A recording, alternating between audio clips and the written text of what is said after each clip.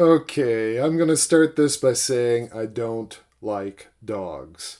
And I realize that that might offend you, and I am sorry, but I don't like dogs. I've had bad experiences with dogs. I've been chased by them, I've been growled at. I've never been bitten, but when I was a kid, I was with a couple of friends, and one of my friends was badly bitten, and it's quite traumatic. We had to carry him home, and it was just a whole mess. The owner didn't understand, blamed it on us, and it was terrible. So anyway, I don't like dogs. I realize that you probably do, and that's okay. But I wanted you to have that bit of background information before I shared this story. Last November, November of 2022, I drove an hour and a half to visit the Governor Dodge State Park. Beautiful place. It's a large park, 5,000 acres, and on that particular cold autumn day, it was practically deserted. I'd be surprised if there were 10 people in the entire park. And so it was just perfect to take this wilderness hike. There was a trail that I'd really been looking forward to hiking. It took, I don't know, 45 minutes or an hour to hike, and so I was looking forward to it.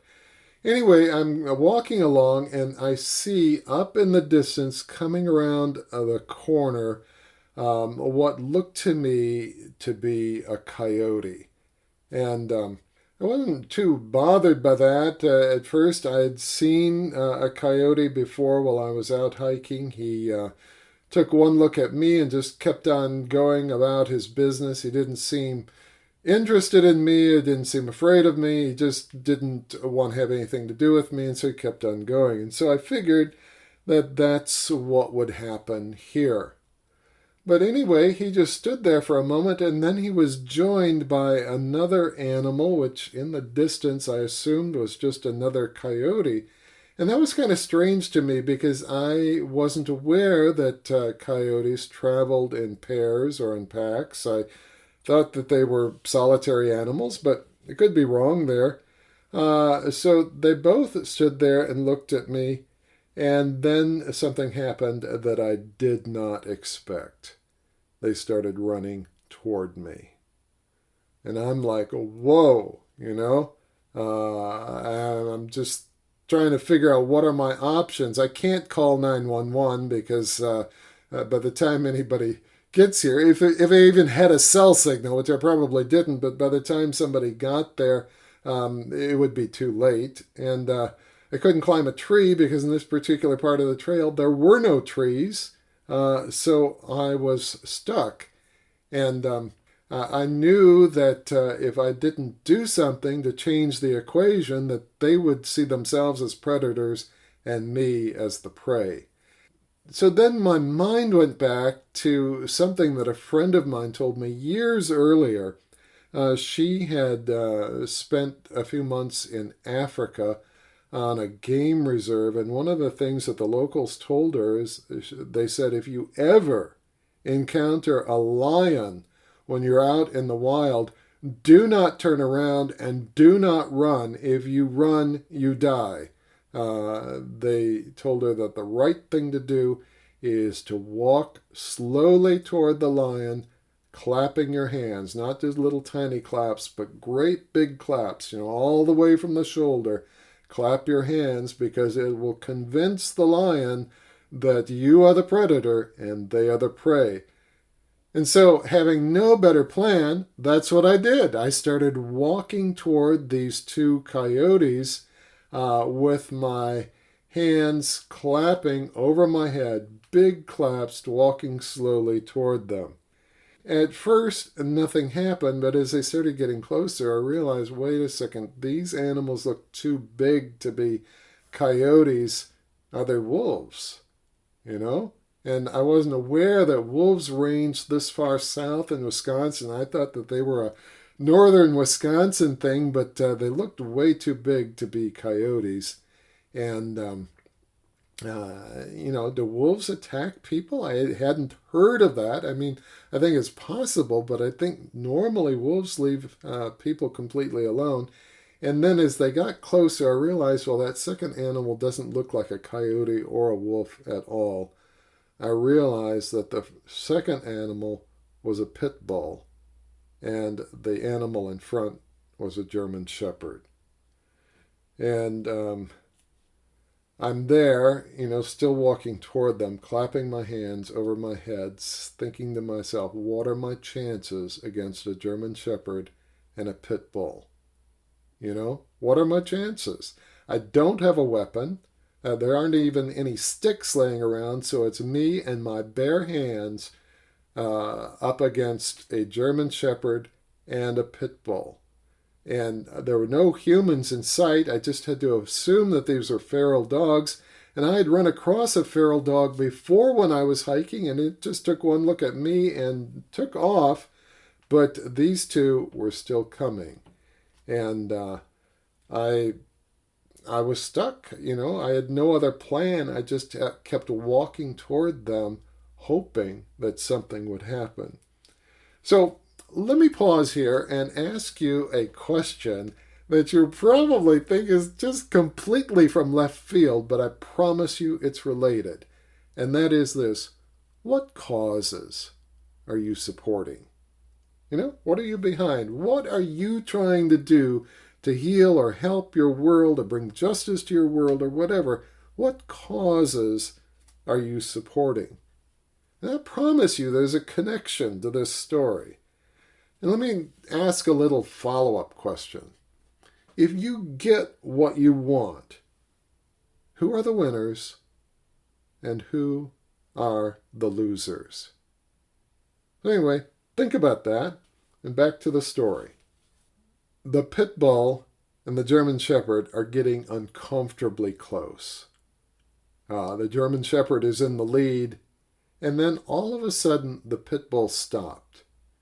He looked at me, and then he turned around and started running in the other direction. The German shepherd kept coming, and I knew that he was just seconds away from me. But then he glanced back, and he didn't see his partner. And so he broke step and slowed down to a walk, looked around, looked at me, looked back, and then turned around and ran away. And so I'm like, oh boy, the momentum just carried me forward a few more steps, but then I stopped and kind of took stock, and I thought, I'm asking myself, does it make sense to continue this hike? If I keep going forward, how do I know that they're not waiting around some bend, waiting to ambush me? So as disappointing as it was, I turned around and started walking back to my car.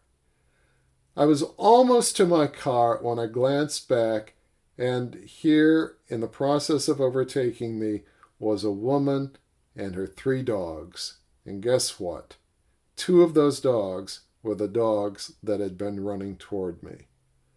I'm like, oh. I stepped to the side of the trail, I let her pass, and then I turned around and resumed my hike. Anyway, I'm processing this with God as I continue this hike, and he said something really important to me. He said to me, Dwight, I'm not going to take dogs out of your world, but I am going to take the fear of dogs out of you. So what's my takeaway for you breakthrough leaders? Here's my takeaway. You don't get a private paradise, okay?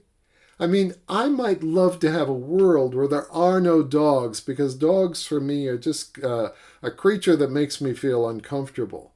But would that be a good thing? I think you would probably agree that would not be a good thing. And I know enough not to want that, not to wish for that, not to ask for that, not to work for that. Because if it worked to take away your dog from you, what would that make me? It would make me a monster, wouldn't it?